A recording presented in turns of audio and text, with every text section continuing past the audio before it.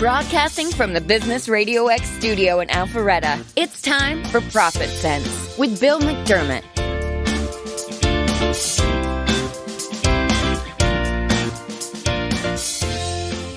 Good morning. Welcome to ProfitSense. This podcast dives into the stories behind some of Atlanta's successful business owners and the professionals that advise them. We help local business leaders get the word out about the important work they're doing to serve their market, their community, and their profession. I'm your host, Bill McDermott, and this show is presented by the Profitability Coach. When business owners want to increase their profitability, they often don't have the expertise to know where to start or what to do. I leverage my knowledge and relationships from 32 years as a banker to identify the hurdles getting in the way and create a plan to deliver profitability they never thought possible. And we have two great guests on the show today. Anthonia Berry. Anthonia, welcome. Thank you. And Dr. Karl Haden. Karl, welcome to ProfitSense. Thank you. Anthonia, I'm going to start with you this morning. So your expertise, of course, is in strategic business development. You had 17 years of success in the industry, and you were able to help C-suite executives scale their businesses. I really want to talk about your niche. So your business has a niche focus on attorneys, and in your experience, there's always a missing piece in their marketing. Could you share with our audience what that missing piece is? Absolutely. The missing piece that I have found over the years in this particular niche that I focus on is the business development strategy piece. Essentially, that is the blueprint of the business, and it entails us determining what it is that we want to do and also identifying exactly who the business perhaps wants to be. This blueprint lays out the strategies that will help the business to push forward and to determine who their exact target audience is. So in formulating this business development strategy, this is going to essentially be the plan to propel forward, whether that's going to be through the launch or relaunch of a law firm, or perhaps it might be a sole practicing attorney who essentially wants to establish themselves in the legal industry. And so what I want to follow up on is for those in our audience that may not know what a business development strategy is, can you describe that for them? Absolutely. So a business development strategy perhaps is, and in layman terms, is going step by step in determining what you're going to do and how you're going to do it when you're launching and relaunching your business. For example, if I'm focusing and working with an individual who is a qualified attorney coming from a larger practice and wants to do, a launch of their own firm, one of the first things that we're going to look at is defining what practice areas they want to focus on, and then nailing down who that target audience is. What do they look like in terms of demographics? Like, where are they located in terms of geography? What is the salary range that you're looking at? Just basically laying out the basic pieces that make up what your ideal client looks like. So we comb through all of that, and then we move to then working on what is your brand? What does it stand for? What does it mean? What do you want it to be? What do you want people to see it as when they see it? Meaning not just your logo, but what do you include in the content that you write, the content that's on your website, the different perhaps magazines and online articles that you contribute to.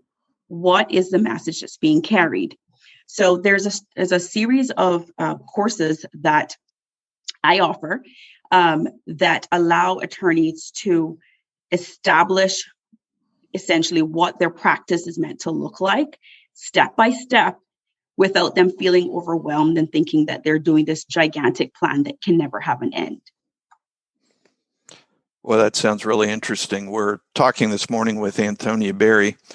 She's a legal business development strategist. After spending 16 years in corporate space as an executive, Anthonia founded AnthoniaBerry.com, where she offers her signature program, the Strategy Academy, offered exclusively to lawyers and law firms across the United States.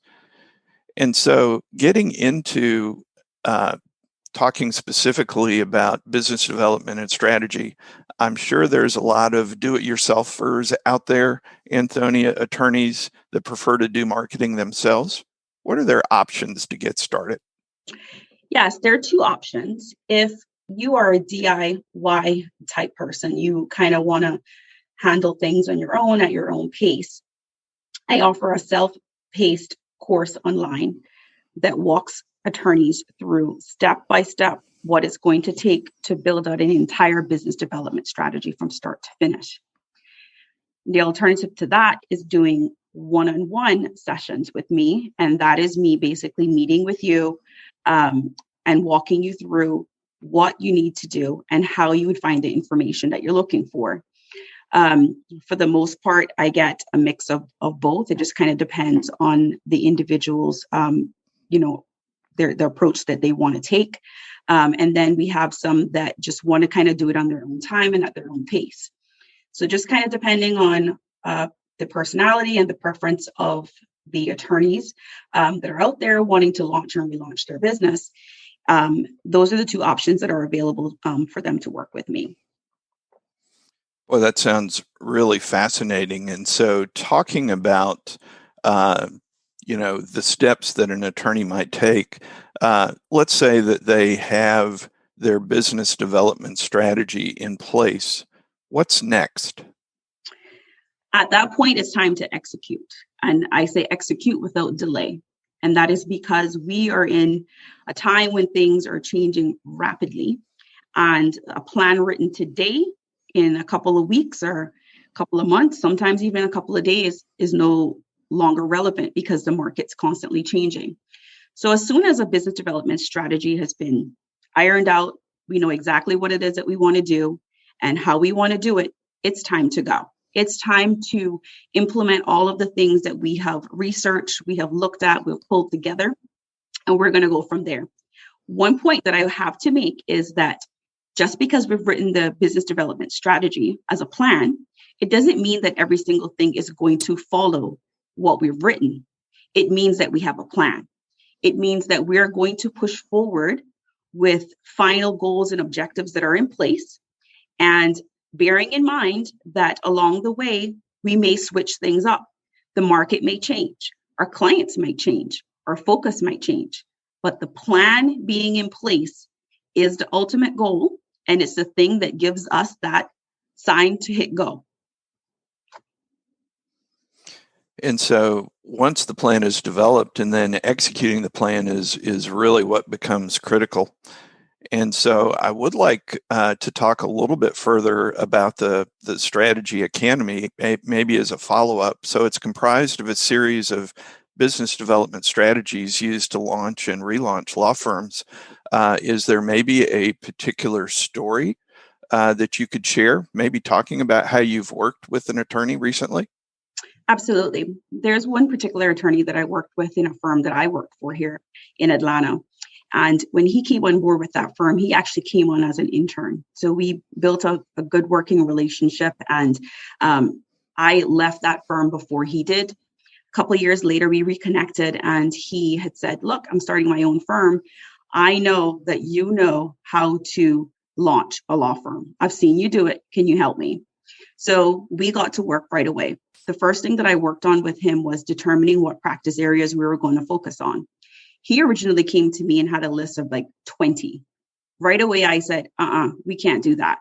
Back up a little bit. We have to streamline these practice areas. We have to nail down what are you good at and what is out there for us to grab as low-hanging fruit. So in that exercise, that first initial exercise, before we even got to drilling down to what the business development strategy would essentially look like, we cut away all of the practice areas that were just wishes or perhaps practice areas that he wanted to at some point develop, and then honed in on the top practice areas that he, one, was able to do quickly and had experience in. And then from there, we were able to build out his business development strategy start to finish. He was super excited and very much motivated to work on this project with me. And I believe that because he was ready, just like other attorneys that I work with, because they're ready, because they're willing, and they want to see that end result, that eagerness is what brought him success, along with me applying the expertise that, I've learned over the years of working with attorneys, developing firms, launching and relaunching. He understood that I was not there to hold his hand or to push him along the way. Instead, I was there to apply my expertise, my experience being brought to the table, my ability to research, read the market, connect with my peers, connect with other attorneys and understand what's going on in the market, and then translate that to him. That of course brought him success because he was willing to listen, he was willing to engage, and he was willing to follow my lead. Those things all kind of wrapped in together made for a successful launch for him. And he was able to then move forward with about 6 practice areas that he has now taken off and just ran with them. And to be honest with you, I have to schedule time 2 months in advance to get to speak to him because he's busy. And that comes from him nailing down, what are my areas of focus? What am I good at? What can I do right now? And then having a long-term plan of when he is going to, again, revisit the practice areas that he removed from his list when we first started working together. So I say that to say that success comes from those things: being engaged, willing to listen, willing to lead, to be led, willing to understand that, yes, you are an attorney and you do know a lot. However, you haven't studied the market like a business development strategist has. We've gone really, really deep into understanding the way that the market works. So while you were practicing law, while you were in court, while you're representing your clients, we were understanding the market that you're in, that we have information that you perhaps didn't realize exist. So success then came for that attorney because he was able to do those things and follow my lead. That is a great story. So we're talking today with Anthonia Berry, Anthonia's Strategy Academy. Each section of the academy will build the cornerstones of the foundation needed to build, launch, or relaunch a law practice, and can be retrofitted to match any attorney that has a goal to generate business in a streamlined and strategic way. So, Anthonia, if there's someone in our audience who might want to get started on their marketing with your firm, what are their options? Yes, you can visit my website. It's www.antoniaberry.com. If you visit the website, there's a tab there called Strategy Academy. If you click on that, that will lead you through all the courses that are available. Again, you can buy them as a bundle all together, or you can buy them separately. Or if you wanted to book one-on-one sessions with me, that's available there as well. I have allowed my clients to have options, even an a la carte type approach, because not one size fits all. And depending on where that attorney is at and where they want to be is going to determine which option they take.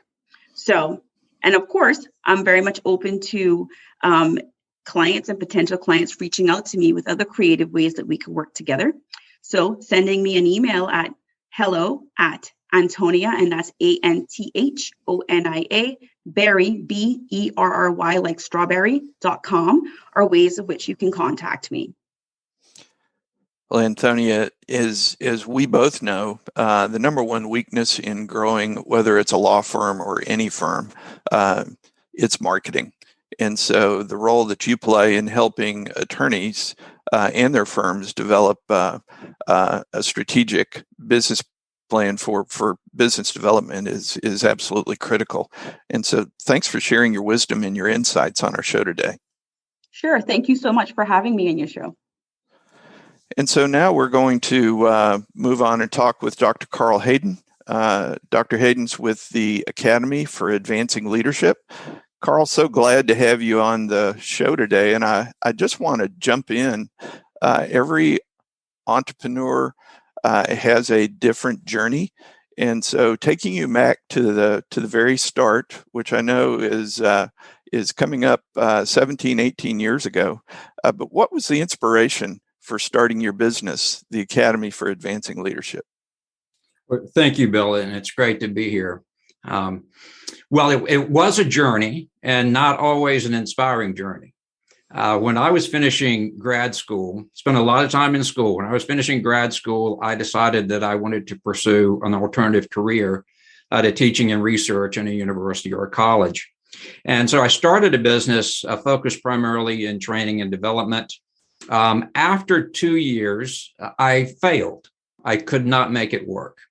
And I've gone back, I've looked at the products that I produced during that time. There's nothing wrong with the products. They were actually, what I was doing was actually very good.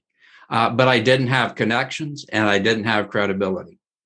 So I answered an ad in a newspaper, and that led to my working with a consulting group that focused primarily in higher education. One of my clients hired me, and I moved to Washington, D.C. for 7 years, and I worked in the association world. And if you know anything about the association world, that's all about connections. And so in 2005, it was just time to do something different. So what was the inspiration? Well, I was motivated, like most entrepreneurs, to the challenge of being my own boss and starting my own thing. And I thought, after spending these intervening years between the failure and 2005, I had learned a lot. I learned a lot about developing people. I learned a lot about consulting. And the other thing that happened in those intervening years is I had an enormous network. So when I started in 2005, I had cash flow from the day I opened the business.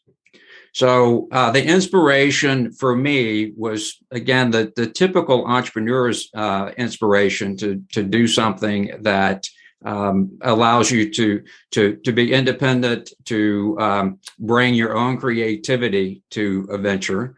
But in particular, I worked then and I work now in higher education.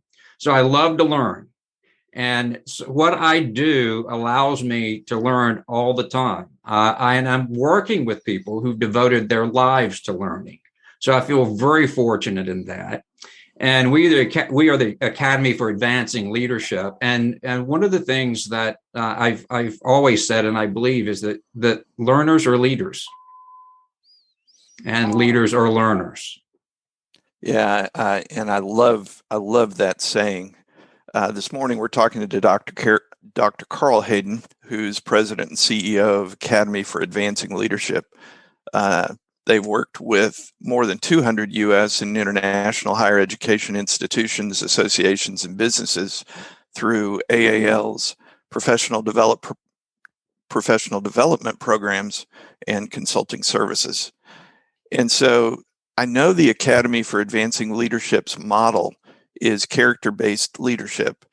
And if I'm not mistaken, you've written 2 books on this. Could you share a little bit about the education, character-based leadership, and also a little bit about your books?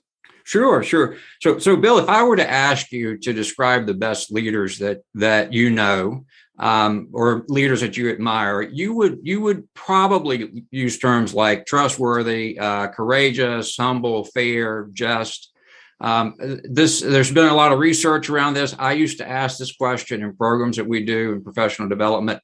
These terms come up over and over again.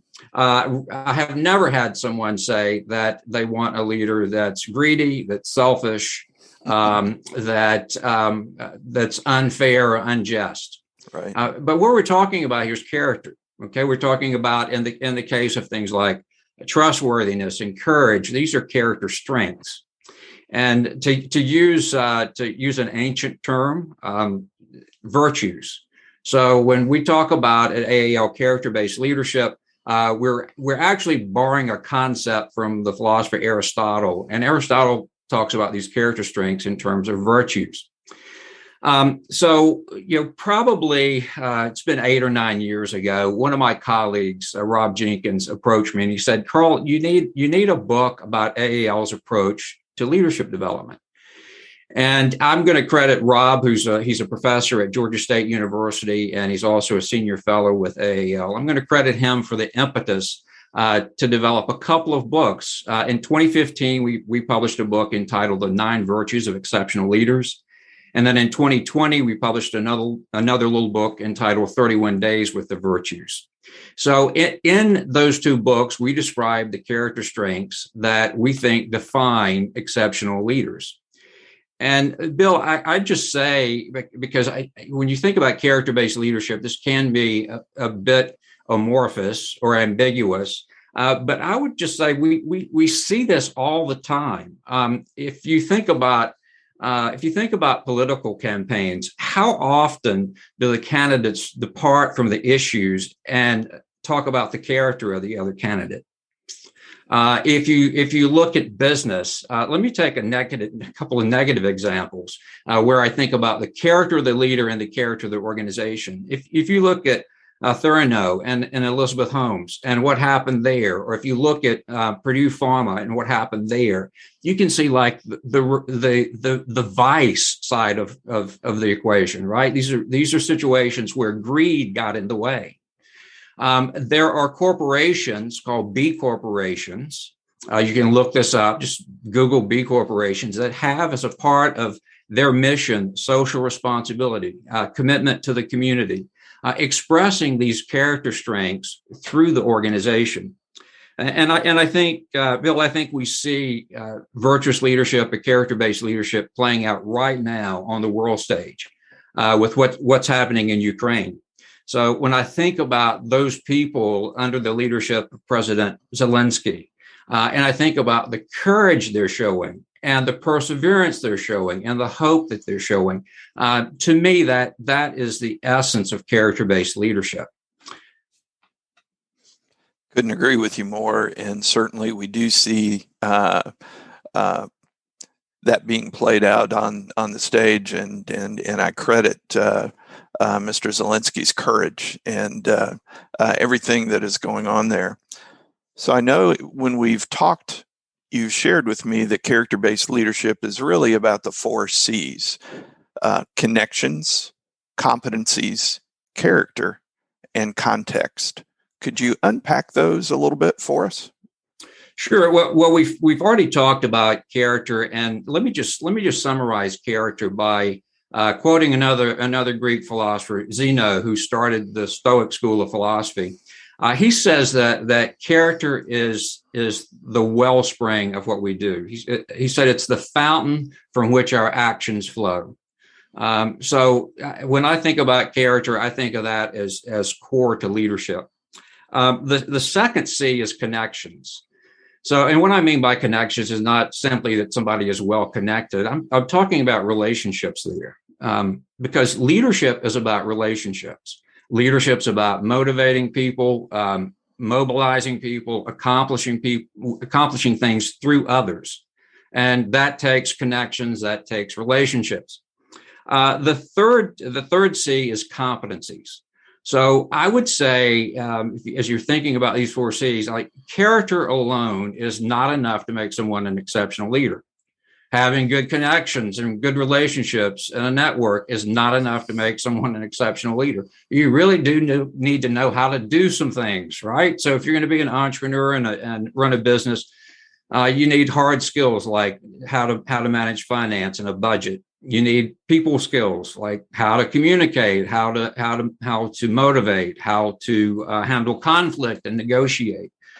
Fortunately, all these things we can learn, but these are necessary conditions, but not any one of the C's is like a sufficient condition to be an exceptional leader. You need all of them. And then the 4th C is context. And context, I'm just going to say, sort of flows 2 ways. You can see it in 2 different ways. So the first way you can see it is the environment. So the environment in which a leader leads shapes that leader and how that leader leads. So, for example, leading in an upstart is very different from leading in a well-established company. We do a lot of work in higher education. A higher education context or environment is very different from the environment of a Fortune 500 company, much more democratic, for example. So there are nuances to how you express leadership competencies depending on the context, or what I'm using synonymously, the environment. The other important thing about context is that leaders shape context. Okay, so it's important for a leader to come into an environment and think about how can they impact that environment. What's their responsibility to shape, to influence, and to change that context or environment for the better. We're talking today with Dr. Karl Haden with the Academy for Advancing Leadership. Launched in 2005, the Academy for Advancing Leadership is a consulting firm working primarily with institutions in health and higher education. Context was the fourth C you just mentioned, Karl. And leadership is not really about the leader. It's about the followers. Can you go a little deeper on context? Sure. So I think leaders, at least what we call character-based leaders, are virtuous leaders. Not all leaders do this, but virtuous leaders create environments where people can thrive, where they can flourish. So that's a unique approach to character-based leadership and virtuous leadership. And it's about helping the people that work in the organization thrive and flourish, but also about the communities and the societies to which they belong. So that idea of flourishing means that you create environments where people can actualize their potential. You create environments where people can make unique contributions. You create an environment where people have a purpose that transcends them. Something that they can really give their attention to. And you even create an environment where people can experience happiness. Now, let me just pause parenthetically here and say, now, a leader can't possibly guarantee that everybody that works for them is going to be happy. They can't possibly guarantee that everyone that works for them is going to be creative and actualize their potential. But the virtuous leader's responsibility is to create an environment where that can happen. And there are a lot of organizations that exhibit this. It's not unusual for somebody to come to me and say, well, so-and-so is a leader, and I don't think they're particularly virtuous, and I don't think they have particularly great character strength. And I will say to them, yes, that's a form of leadership, but leadership, virtuous leadership, character-based leadership is a choice. And it's a choice that one makes because you believe that profit is a means to an end. It's not the end itself. So I think that when I say that, I intentionally am taking on what the economist Milton Friedman said about the purpose of a corporation. He said the purpose of a corporation is to maximize stockholder profit. I don't think that is the case, although I think probably most corporations exist for that. But if you're a virtuous leader, character-based leader, profit is the means to an end. Profit is vital. You can't stay in business if you don't have profit. If you don't have profit, you can't create an environment where people can flourish. But it's the means that the company uses to create that environment for that larger purpose of human flourishing and those that are employed by the organization, but also more broadly the community and the society to which it belongs. Yeah, just an absolutely critical piece. So I want to shift the discussion to burnout. Is leadership burnout a big issue among leaders today? And if it is, why do you suppose that is? Well, I think it is a big issue, and to me, this sort of relates to the question, one that I've been interested in for most of my adult life, about life balance. And frankly, Bill, it's interesting question to me because I have struggled mightily with it. Is burnout a big issue today? I think it's especially a big issue today because of what we've been through the last couple of years. I mean, there are a lot of studies that substantiate this in different professions. But if you think about what we've experienced over the last couple of years, I mean, COVID-19 changed the way we work. And I don't know about you, but I'm working longer hours than I did before COVID-19. And that's after cutting days and days of travel out of my schedule. I'm still working longer hours.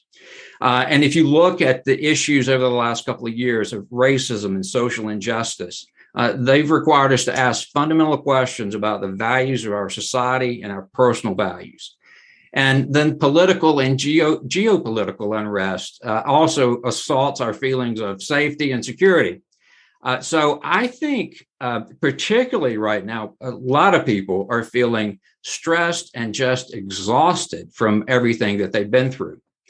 Now, how do you avoid or address burnout? I mean, again, I think this is a hard question, and I think that the answer to that question is to some extent person relative. Relates to the individual and how that person is experiencing burnout.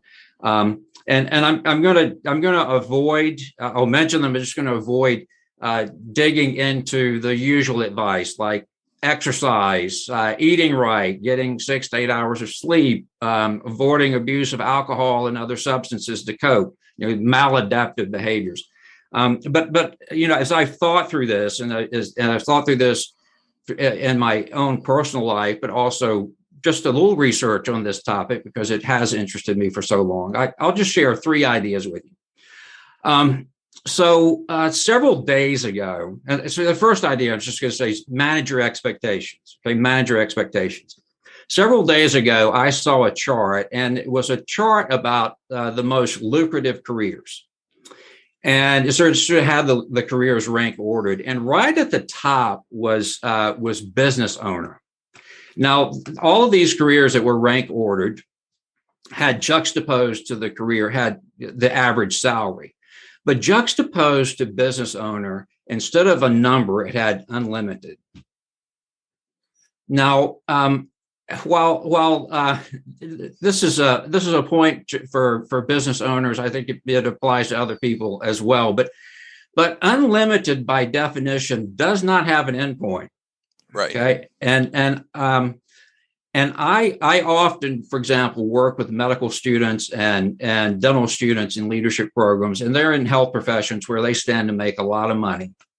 And I say to them, look, those who aspire to great wealth are likely to be disappointed. I mean, they're going to make a good living, but there are so many variables that come into play for people that are super successful.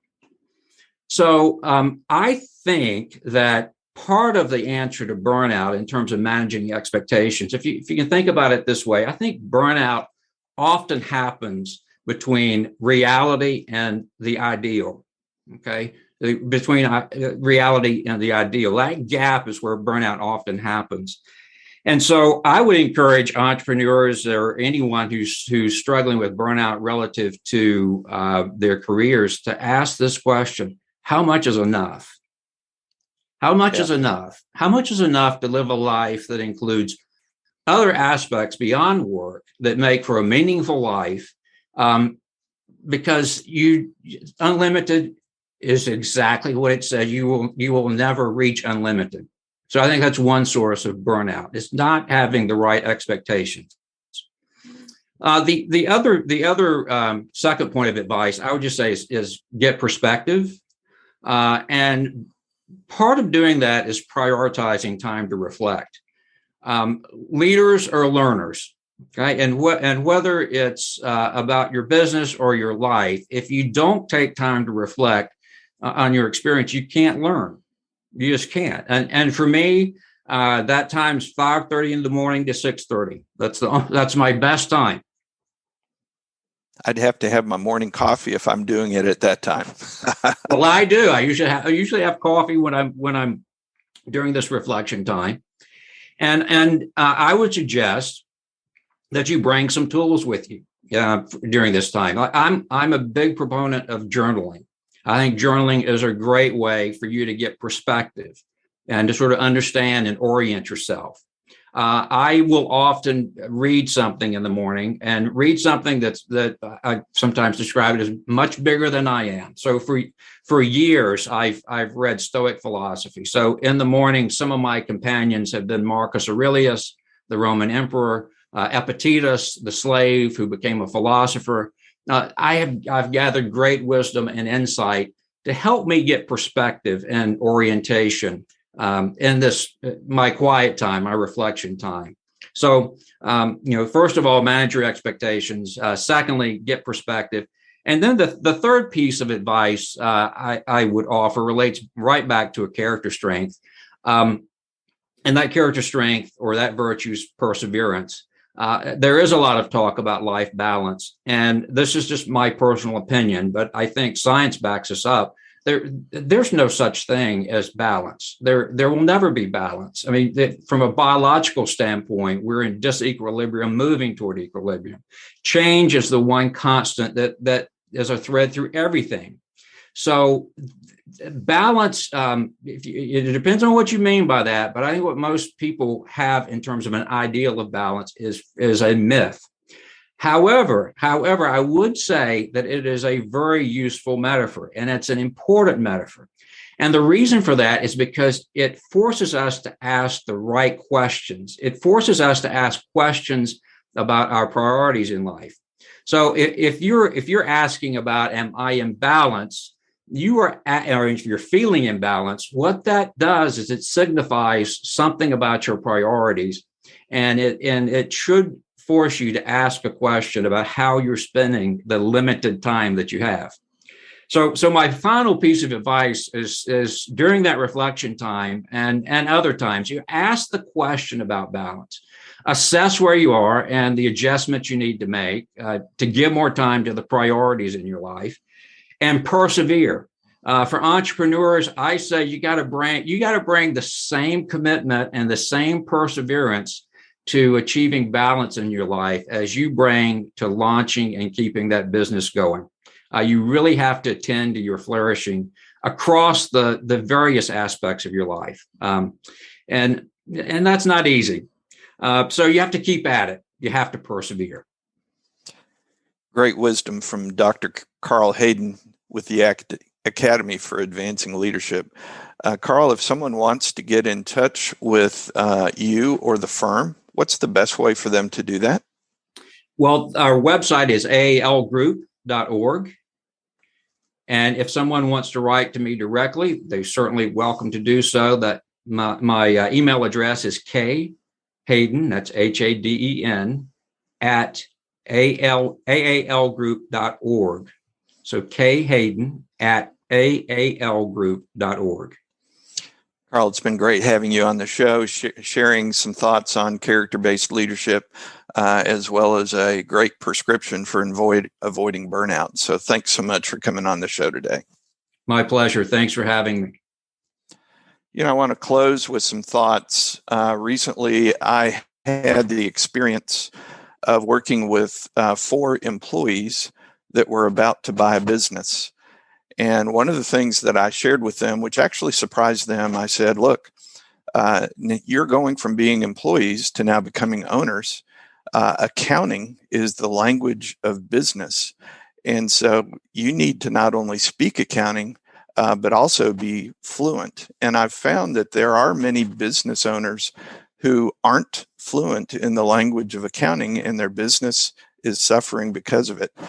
These 4 owners were buying a business that has almost $30 million in revenue. So it's like learning a new language. You have to take classes, or you can hire a coach. But just, to become fluent and be better at understanding accounting as the language of business, you can either hire a coach or take classes. But the important thing is learn the language. If you're not fluent in accounting, your business can suffer for it. If you want to keep up with the latest in pro-business news, follow us on social media for the latest stories. If you want to listen to future ProfitSense podcasts, you can find us on ProfitSenseRadio.com. This is ProfitSense with Bill McDermott signing off. Make it a great day.